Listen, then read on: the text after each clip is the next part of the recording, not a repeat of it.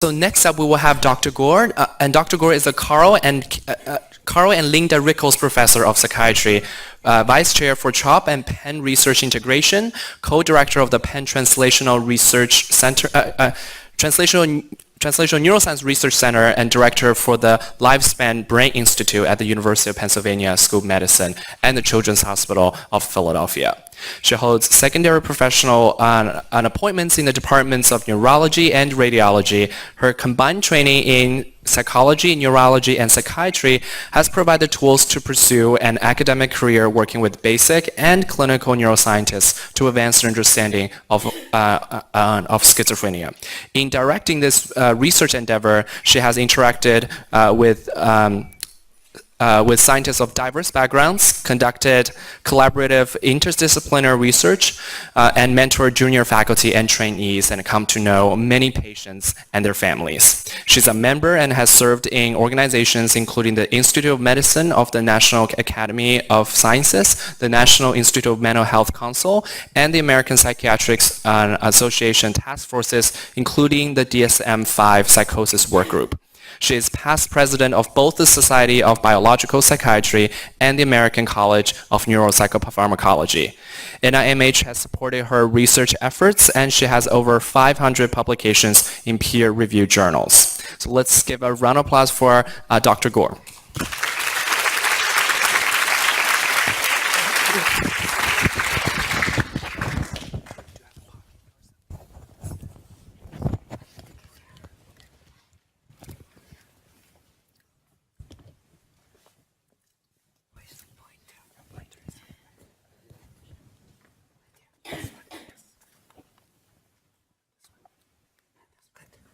Thank you very much, and thank you for coming. So when we talk about a phenotype, it's an observable and measurable trait. It can be height, it can be color of your eyes, anything that can be observed and measured. When we deal with neuropsychiatric disorders, we are talking about complex phenotypes, difficult to have one measure when we talk about the complex behavior. And from the brain perspective, the brain is very complex. You can transplant a heart, you can give somebody, donate a kidney and do quite well. We will never be able to transplant a brain. A brain is who we are as human beings. So it is multiple, as Yvette has demonstrated nicely, multiple interconnected regions. So it's not just one region.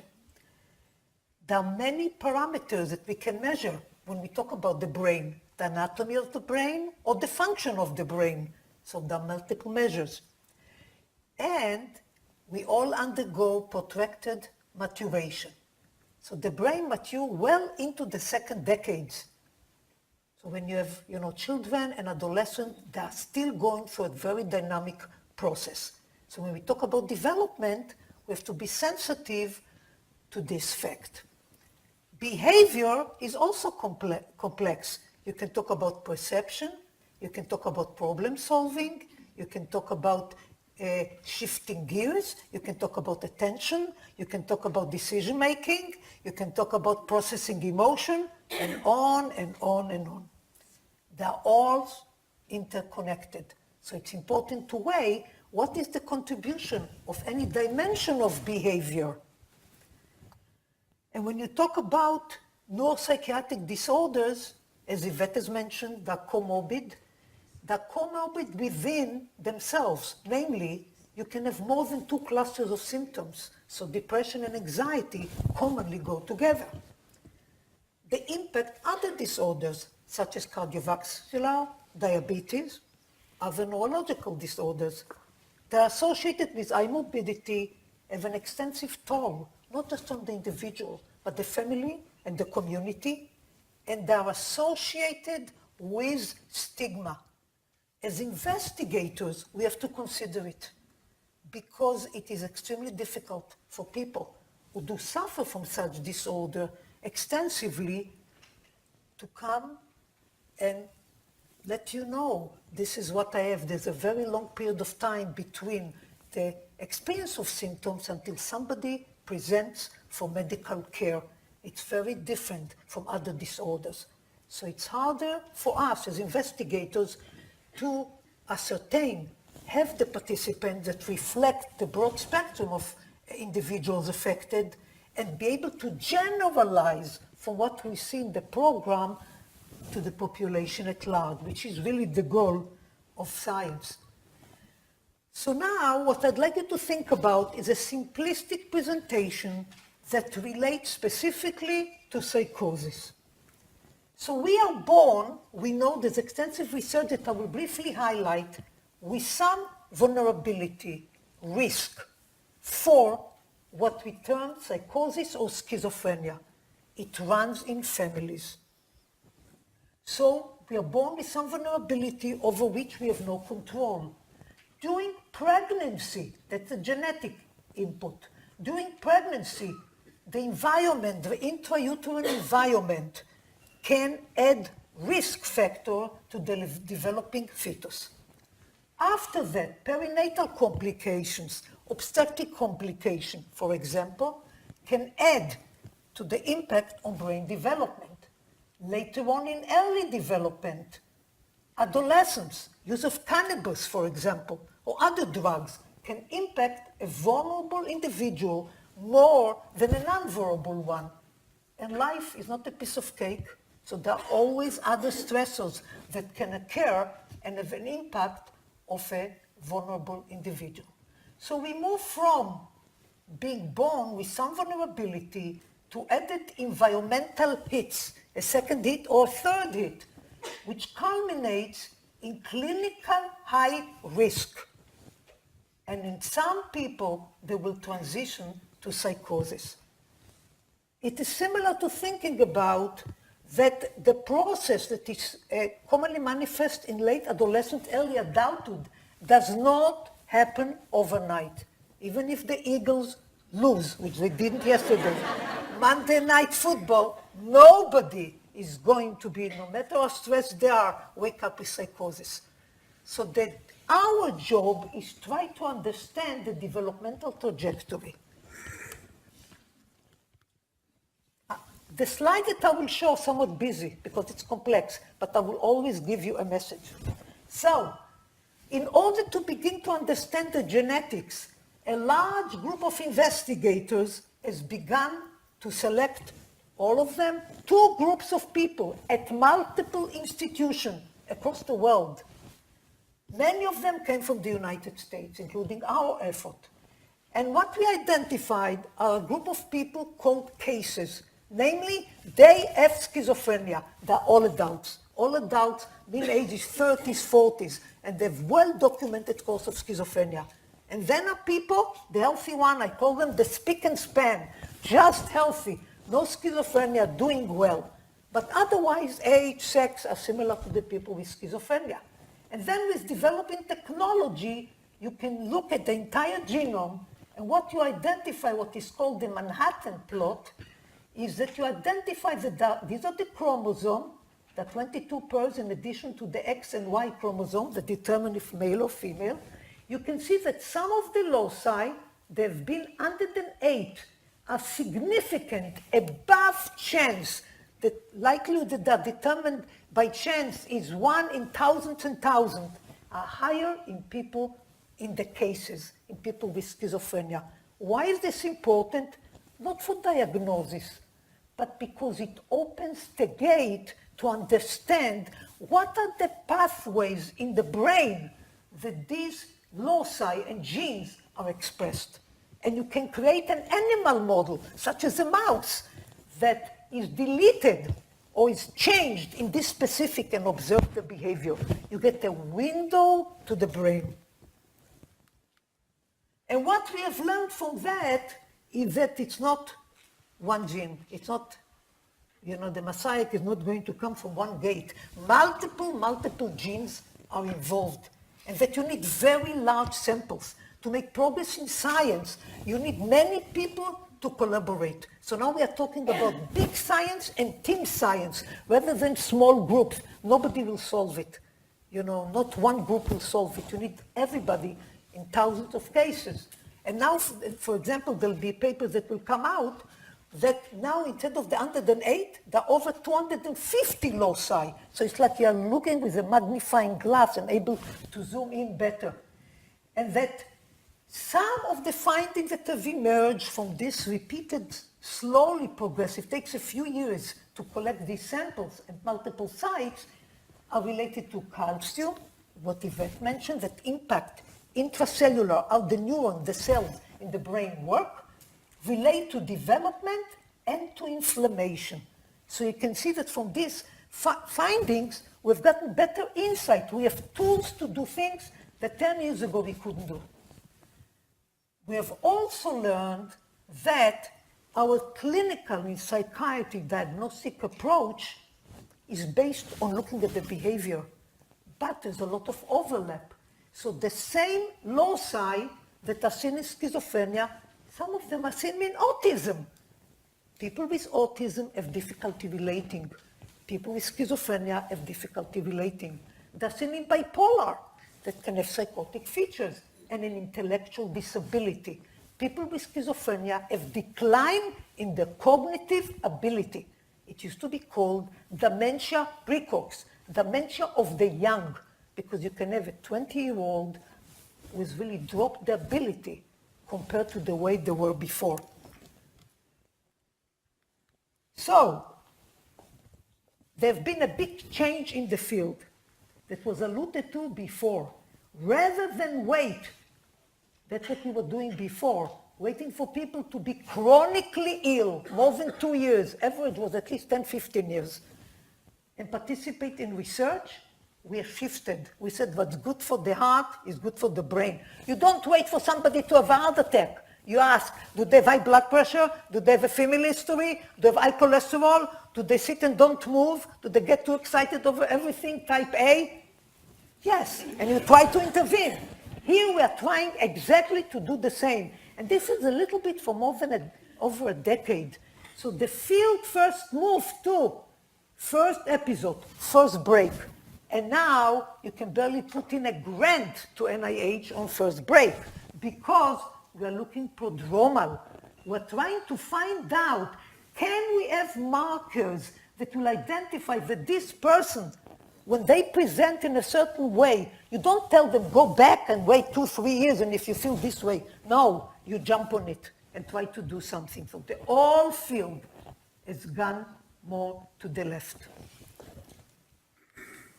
Okay, in addition to going early, we have come with a dimensional approach. Remember the case control study, you had to meet criteria. You are now affected, or you're not affected. The brain and life doesn't work this way. You can have a touch a little bit, and then with time, you can transition to being affected. So the goal of early detection is to catch you before the train derails and goes off track. And now I will highlight to you the approach that we have taken and where we see risk and resilience. So we said, okay, you want to go early? Put your money where your mouth is. And with Children's Hospital, we selected a sample, not from psychiatry, kids from pediatric networks, close to 10,000 of them. They were genotypes, so we have information on genetics. We brought them in, many of them were seen at home, did an assessment of all psychopathology, not just psychosis, depression, anxiety, PTSD, you name it. The kid, and commonly mom, sometimes dead. They got a cognitive battery and a random sample of about 1,600 underwent brain imaging. What did we learn from that? And this is the picture of how we used to do it. The interview, a computer game that measures cognitive, takes an hour, multimodal imaging, all were genotyped.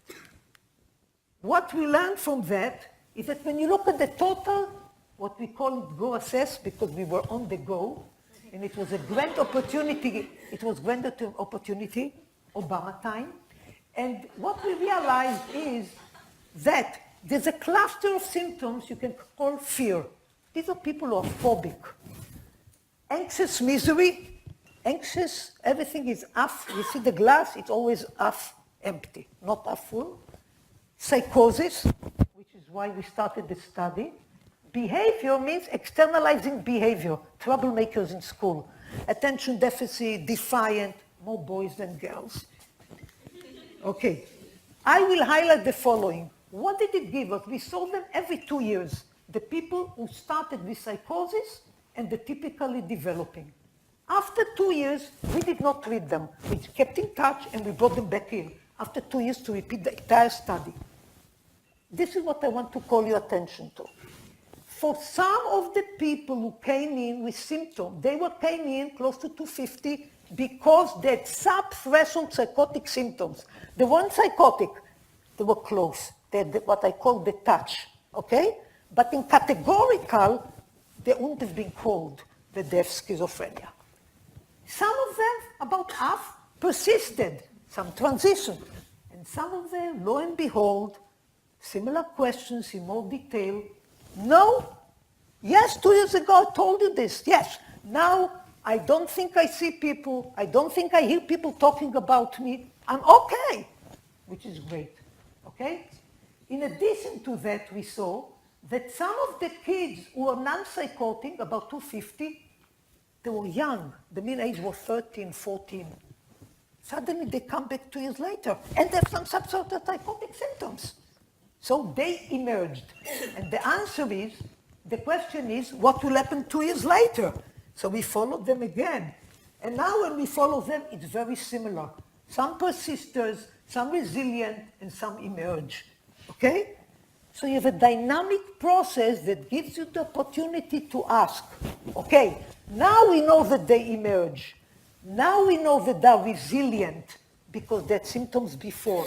If we now go to the first time we saw them, are they clues that they will be persisters? Are they clues that they will be resilient from the intake?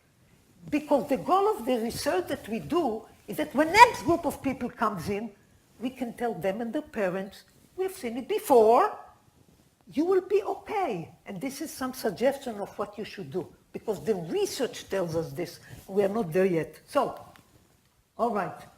It's very complex. Watch the colors. Okay. Here are the people, the TD, typically developing, blue kids. When they came in and they remain typically developing, speak and span kids, no problems. These are the cognitive function, executive memory, complex cognition, social cognition, and sensory motor speed. Look at time 1, when they came in. The kids who were blue at that time, but now emerge, and you go back, you can see that they are below the mean when they came in. We did not know that because we had to wait 2 years to see that they emerge. All right? So you can see that that difficulty with working memory, they have difficulty with memory, they have difficulties with language when they came in. So if you see somebody at that age and they're below the mean, I'm not saying they're going to be psychotic, but maybe these brain-related functions are important. And maybe they should pay closer attention to them and not wait. The other thing now on this side, persisters, the psychotic symptom persists, resilient, voila, they are gone.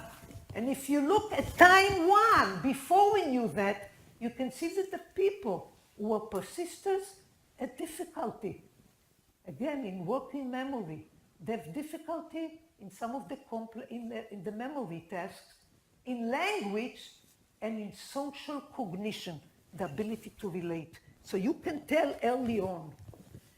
And now if you look at the environment, which is very similar to what Yvette, and we have never discussed this together. So this is really independent sample, and these are young people, early adolescents. We add information on the environment from geocoding, from the zip code, and from asking them about personal events in the household, so the community and the household. Some of the kids with psychotic features grew up in an impoverished or bad environment with traumatic event. Some of them grew up in a good environment. Some of the typically developing bad environment, some good environment. If you look at the relationship between cognitive performance on the 1 hour computer battery, you can see that the kids with subthreshold psychotic symptoms, PS, who grew up in a bad, it's more adverse environment, are doing the worst on executive function and on language function. You can see that they're impaired. The kids who grew up in a good environment, if you look here, for the social cognition test, for the kids with psychotic features, they're impaired if they grow up in a good environment or a poor environment. So social skills are impaired in these people, regardless of the environment. Some of the cognitive get more of a hit when it's in a bad environment. And this is the brain. And it shows a similar, these are all the brain regions looking at brain volume in relation to vulnerability and resilience. And you can see that the kids, where it's emerged, when they came in, brain volume is lower than the typically developing. More for females than for males. If you look here at those who entered as subthreshold psychotic symptoms, the persistent, the red line, continue to be lower, is lower when they come in than those who are resilient. So both on symptoms and cognitive and brain parameters, early on, before the symptoms, you can see the changes. So this suggests, it provides evidence, further evidence, that schizophrenia, psychosis, are neurodevelopmental, and we have to go really early, before even, mid-adolescence. And you see it on function, on brain activation, functional MRI as well. These are kids who entered as typically developing and now emerge. And you can see them here. And these are kids who entered as with psychotic symptoms and become resilient. You can see that the pattern is different here than the typically developing, who remain typically developing, and those who came with psychotic symptoms and persist. Closer here and here. So in multiple measures, you see the difference. Why does environment matter? Environment matters because stress, early environmental stressors in the environment, which we assessed, are associated with increased symptoms on anxious misery, mood, on psychosis. We used to think that bad environment or negative life experiences affect primarily mood, anxiety, and PTSD. This is not the case. It affects psychosis significantly. I was surprised. And in the past 2-3 years, looking at this and looking at the literature, there's a marked increase in the literature on the impact of early stressful event. It's a hit for people who are vulnerable. Also, it impacts when we look at the genetic risk. These are people at risk, genetic risk for psychosis or in a good environment. They show greater genetic risk in the good environment than those who are typically developing. In a bad environment, both of them manifest the psychosis. It doesn't protect as much. So what we are trying to do is look at environment as quantitative measures of environment within the household and the community. Look at the genetics, see how they impact the brain and the product of the brain, cognitive deficit and symptoms. And what we are trying to do is that this is an index of brain maturation as we develop. The blue line, it's a benign genetics, no genetic risk, no vulnerability, and a good environment. And then you thrive. Sometimes the environment is adverse and you do not have genetic risk and you might fall a little bit behind. You can have genetic risk and you fall behind. And when there's a combination, you are likely to manifest symptoms, pre-psychosis, and then move on to schizophrenia a significant proportion, not all. The goal is to try to catch, and this is from early childhood, the goal is to try to capture people here, develop reliable measures, capture them here, and try to bring them as close as possible to the blue line, so that they have a maximum ability to grow up and become independent adults, because many of them do not.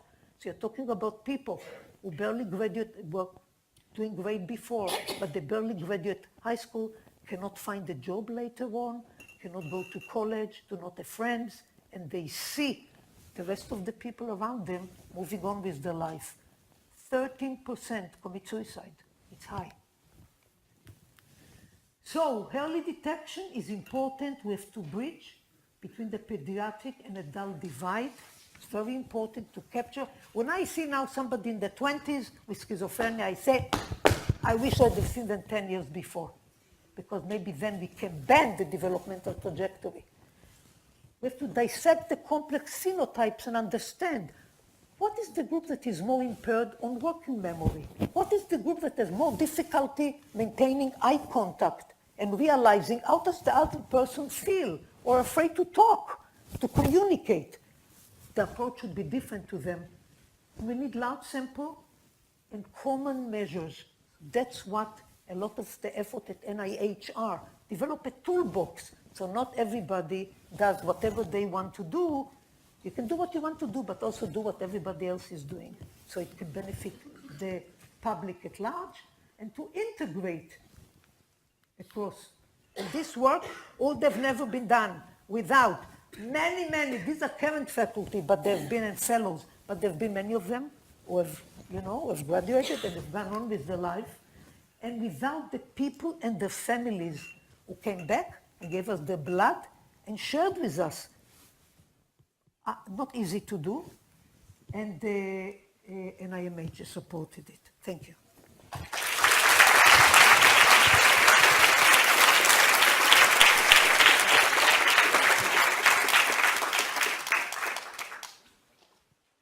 Any questions? How do you assess the prenatal environment of your cases? Okay, so... And what factors do you look for? Okay, I will repeat the question. The question is, how do you assess the prenatal environment? Okay, so the way it has been done up to recently has been to the questionnaires that have been developed by investigators, and you ask for the length of pregnancy, how long were you in labor, were there any complications, what is the APGAR score? So you ask moms, sometimes 15, 20 years later, right?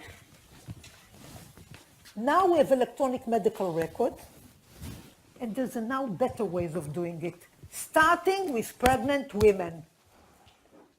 So identify populations that are at risk. Why? Because there's a first-degree relative. So rather than 1% in the general population, it might be 10%. Or have a known genetic disorder that is associated with schizophrenia.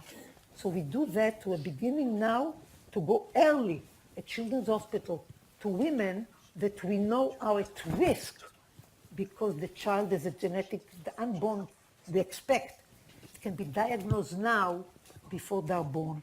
That's the way to go. Mm-hmm. Yes. Last mic.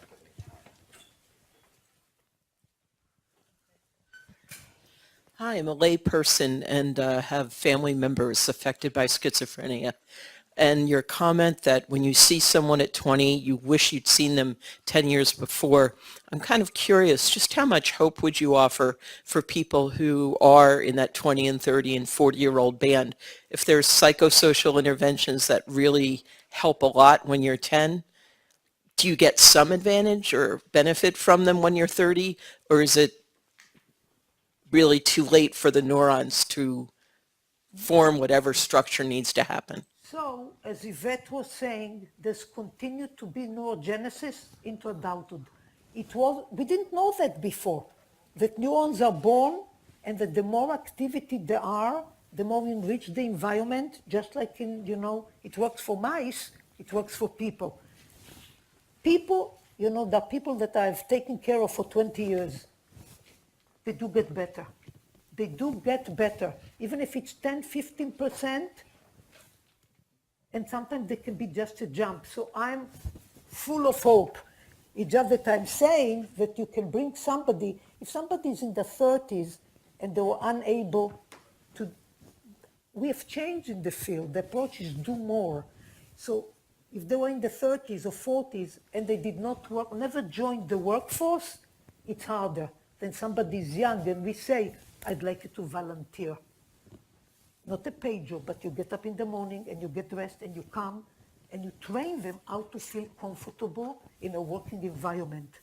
That's what I'm saying. So I'm always, having worked with people like that all my life, I've been positively surprised, and I'll be happy to talk to you more. Thank you so much, Dr. Gore.